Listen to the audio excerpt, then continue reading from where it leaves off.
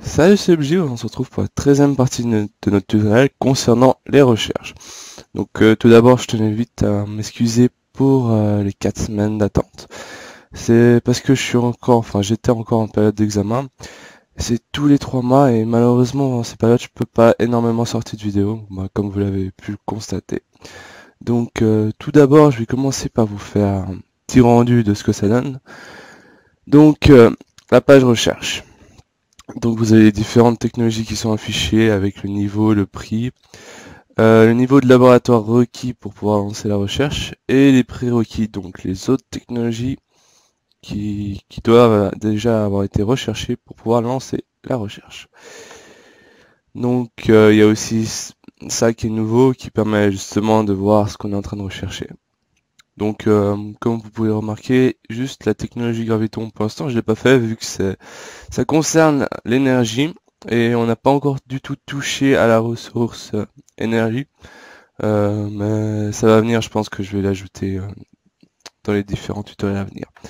Donc ce que j'ai aussi fait en plus, c'est qu'ici avant on avait un X et maintenant ça compte vraiment le nombre de bâtiments qu'il y a de construits. Donc du coup je vais vous faire une démonstration. Donc on va commencer par la technologie la plus simple. Donc technologie énergétique, comme vous pouvez le constater, les temps ils sont bas parce que je me suis mis dans la configuration du programme, j'ai fait la vitesse x100. Comme ça, la démonstration est un peu plus rapide quand même, hein, parce que sinon attendre 30 minutes pour voir quelque chose, c'est pas intéressant. Donc tout d'abord, il nous faut au moins un laboratoire niveau 1. Donc je construis le laboratoire de recherche, qui prend 3 secondes. Donc ici, juste pour vous montrer, ça a augmenté. Et installation, on voit que notre laboratoire de recherche a été construit. Maintenant, dans la recherche, donc si je pouvais pas le construire avant, il n'y a aucun message, mais ça fait rien. Si je peux le construire, donc là j'ai tous les prérequis, et ben je clique sur rechercher, ça le met dans la recherche, donc même principe que pour les constructions, à part qu'il n'y a pas de liste d'attente, et c'est une recherche par joueur qui peut faire. Et du coup, faut attendre juste les 9 secondes. Voilà, c'est bon. Et là, on peut voir que la recherche a été augmentée. Du coup, qu'est-ce qui demande technologie en prérequis? Du coup, je pourrais lancer ça, mais il me faut aussi un laboratoire niveau 2, donc je vais vite monter niveau 2. Donc là, c'est en train de le construire. Et vous remarquez que si j'essaye, c'est déjà 6 secondes, de lancer la recherche avant que ça ait fini de construire, il veut pas le faire. Là, je pense qu'il a fini de construire. Donc je peux lancer ma recherche. Alors, c'était déjà laquelle? Voilà, j'ai retrouvé recherche. Et là, c'est bon. Vecteur impulsion est dans la liste d'attente. C'est un peu tout pour la démonstration. Peut-être vous montrer la base de données aussi, ce qui se passe dedans. Donc quand je lance une recherche, j'ai le temps qui se passe ici. Et en fait, à la fin de la recherche, il va remettre le temps à 0. Donc on sait tout le temps quelle recherche pour chaque joueur est actuellement en cours. Donc dès que c'est fini, là, c'est à 0. Comme vous pouvez le remarquer pour la première recherche que j'ai faite. Donc allons directement voir le code.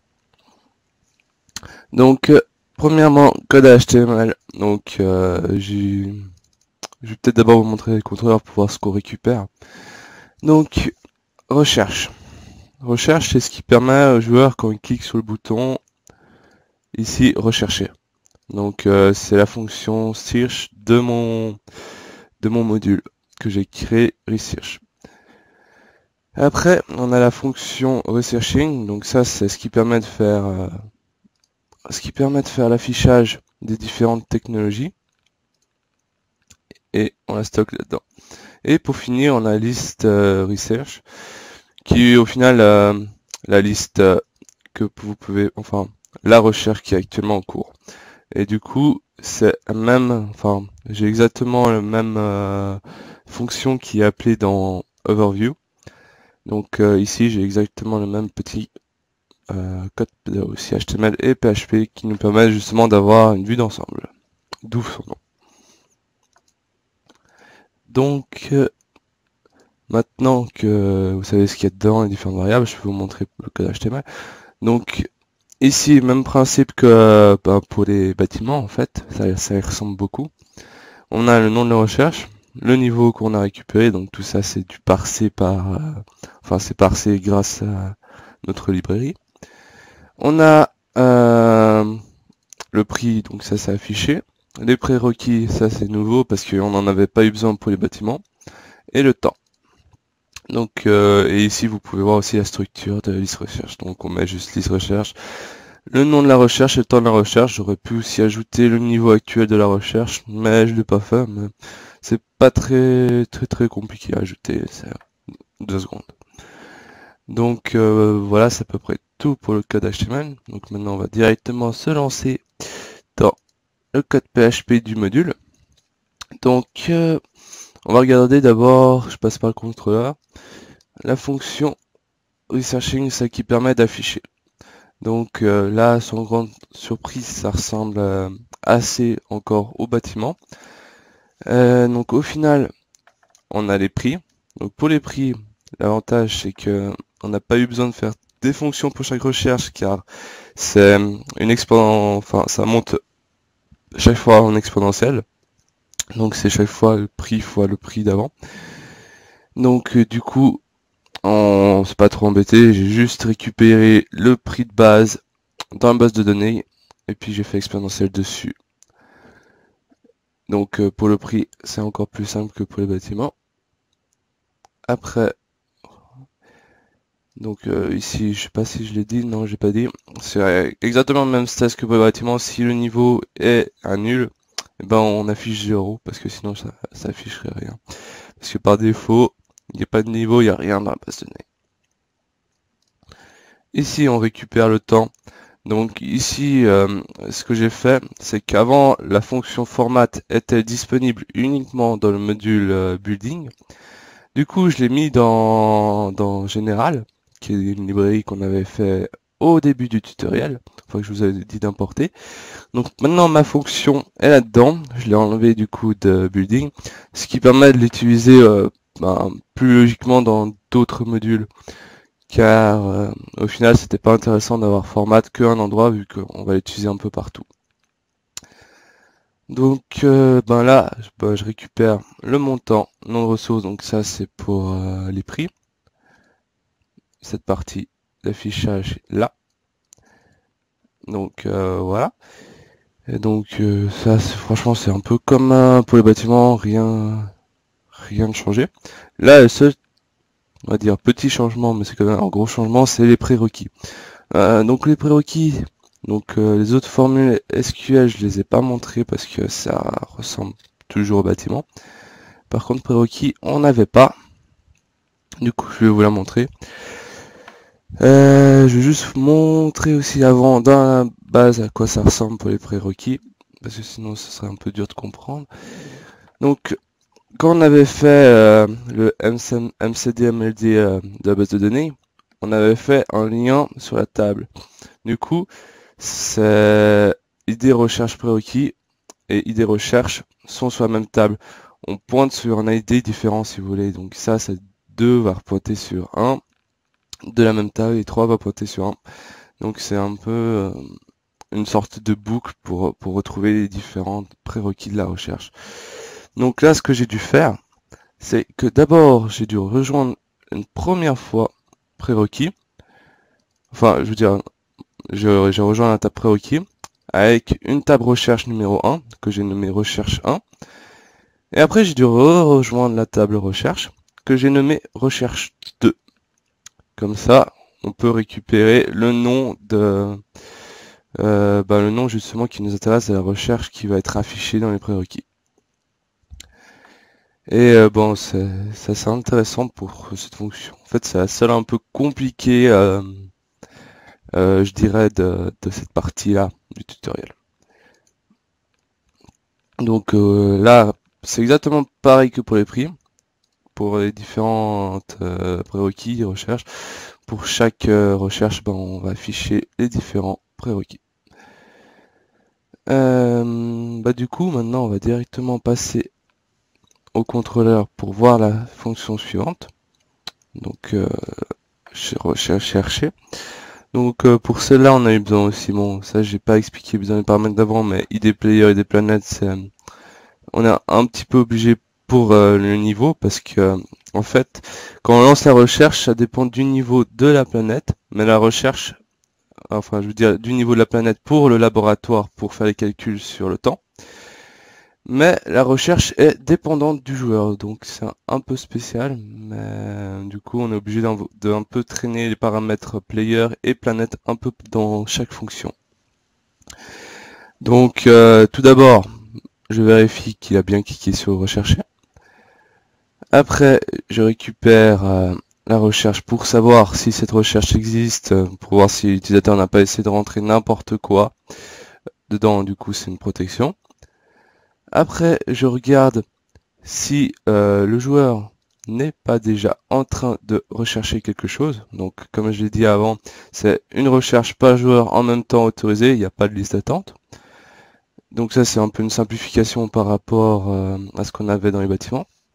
Après, requirement, ça c'est une fonction aussi intéressante que je vais vous montrer. Donc là, on récupère les prérequis de la recherche. Ici, on récupère, ça nous permet de récupérer le niveau du laboratoire de la planète, donc ça c'est une partie aussi importante. Donc si on n'a pas le niveau, on retourne directement false, donc c'est-à-dire que on peut pas construire car on n'a pas le prérequis du laboratoire. Sinon, il va regarder chaque prérequis, il va prendre le niveau de chaque il va récupérer le niveau de chaque idée recherche qui sont dans le prérequis, et il va comparer ce niveau avec la recherche, et si c'est pas égal, donc ça, je viens de remarquer, j'ai fait une petite erreur, ce serait plutôt si le niveau est plus bas de ce qu'on a actuellement, donc au lieu de mettre différent égal, j'ai mis plus bas, parce que sinon c'est faux, c'est-à-dire que c'est seulement si on a pile poil le niveau de recherche qu'on peut rechercher, ce qui est un peu débile. Du coup, voilà. Donc c'est seulement si c'est plus bas que get prérequis recherche, et qu'on pourrait lancer notre recherche et que ça fonctionne. Donc enfin, je veux dire, c'est seulement si c'est plus grand, parce que là ça retourne false, qu'on pourrait lancer la recherche. Donc j'ai dit l'inverse de ce que je pensais. Donc au final, si tout s'est bien passé, ça veut dire que aucun return false s'est fait avant, il va returner true, du coup notre recherche est valide et on pourrait lancer. Donc next, du coup on était dans la fonction recherche. Donc une fois qu'on a passé ça, on récupère le niveau de la recherche, le tableau des prix, le temps. Donc le tableau des prix, on l'utilise directement pour voir s'il a les ressources ou pas. S'il y a les ressources, on avait fait cette fonction la dernière fois, ça lui enlève directement. Sinon, ça retourne false et du coup, il passe pas cette étape. Maintenant, ici, c'est si le niveau, ça veut dire si est actuellement à 0, ça veut dire qu'il n'existe pas. On va créer la recherche dans la base de données. Sinon, on la met à jour. Donc, comme vous pouvez constater, il garde le même niveau qu'il a actuellement et là, il est à 0. Donc ça va changer seulement quand je vais devoir ouvrir player module avec non pas player module, je veux dire planète module avec l'activité. Donc là c'est l'activité de notre planète, on a dû rajouter et inclure les différents modules et hop là la fonction research, donc on a juste besoin du player. On regarde s'il est en train de rechercher quelque chose, on parcourt ce qu'il est en train de rechercher, donc j'ai mis parcourir. J'aurais pu faire juste aussi sur la première variable, mais ça m'aurait rajouté un if, du coup c'est presque égal. Là, je fais la comparaison de temps, donc j'enlève le temps actuel avec le temps d'avant pour voir si c'est bon. Donc évidemment, au temps d'avant, j'avais rajouté le temps que j'ai calculé. Et si le temps est plus petit que 0, donc 0 est plus grand, c'est-à-dire que notre recherche est terminée. Du coup, on la met à jour, vu qu'elle a été créée avant, de toute façon, s'il n'existait pas. Je récupère l'ID de la recherche directement pour savoir quelle recherche je mets à jour, l'ID du player. Et du coup là c'est le niveau de la recherche plus 1, donc c'est ici qu'on incrémente pour dire que voilà c'est terminé. Et le 0 pour mettre le temps à 0, comme ça il sait qu'il n'y a plus de recherche. D'ailleurs je ne vous ai pas montré la fonction getRecherché qui peut être intéressant. Donc c'est justement pour savoir la recherche qui est en train de chercher le joueur. Du coup j'ai juste à la fin, donc on vérifie si c'est le bon joueur. Et à la fin, temps recherche n'est pas égal à 0, donc différent égal de 0. Donc tout ce qui est pas à 0, il va le considérer qu'il est en train de le rechercher. C'est ce qui permet, enfin, c'est une petite simplification pour trouver ça rapidement. Donc pour tout ce qui est de la recherche, c'est déjà terminé. Donc si vous avez des questions, n'hésitez pas à les poser dans les commentaires.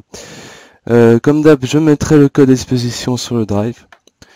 Et maintenant que les examens sont terminés, je peux vous dire à dans 2 semaines. Donc c'est sûr que dans 2 semaines, il y aura un nouvel épisode. Et voilà. Donc je vous souhaite un très bon week-end. Oui. Et à la prochaine fois.